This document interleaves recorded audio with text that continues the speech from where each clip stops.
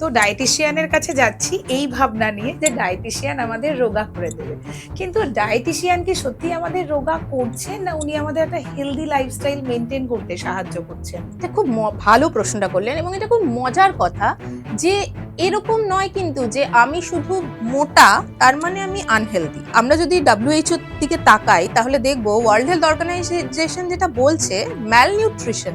Malnutrition মানে তুমি খুব রোগা। আমরা আগে কি বলতাম যে যে ভীষণ আমাদের বন্ধু, যে ভীষণ রোগা, চিংচিঙে রোগা যেটাকে বলে, তাকে আমরা বলবো এই তুই ম্যালনিউট্রিশড।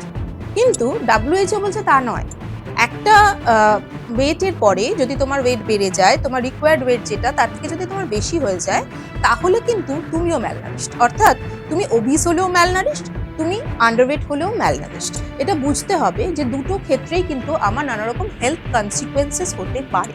আমি যদি ভীষণ রোগা হই তাহলেও আমার হেলথ কনসিকুয়েন্সেস হতে পারে, নানা রকম প্রবলেম হতে পারে। সেরকমই আমি যদি ভীষণ মোটা হই তাহলেও হতে পারে। এবার এই রেঞ্জটা কত, এটা কিন্তু একজন ডায়েটিশিয়ান বা একজন ডক্টর তারা ক্যালকুলেট করে বলতে পারবেন। তাছাড়া কিন্তু এরকম আমি ওর এত ওজন আমাকেও সেই ওজনে যেতে হবে, এটা করলে কিন্তু হবে না।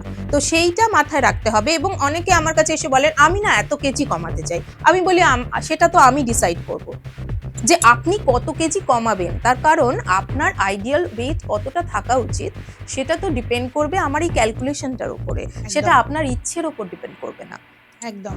এখানে আমি একটা জিনিস বলে দিই, আজকাল যেহেতু প্রত্যেকে আমরা চেষ্টা করি যে অন স্ক্রিন হতে, একদম। হ্যাঁ, যে কোনো জাস্ট একটা মোবাইলে রিল তৈরি করছি বা কিছু একটা করছি, এবার অন স্ক্রিনে কিন্তু একটু যদি আমার ওয়েটটা নর্মালও থাকে তাও আমাকে বাল্কি লাগতে পারে।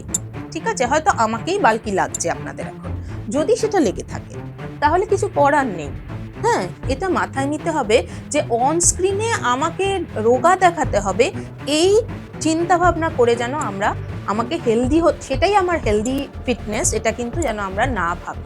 এটা আমাকে মাথায় রাখতে হবে। আমার রিকোয়ার্ড ওয়েট কত থাকা উচিত সেটা কিন্তু একটা আলাদা ক্যালকুলেশন আছে, এবং তার মধ্যে যদি আমি থাকি আমি হেলদি।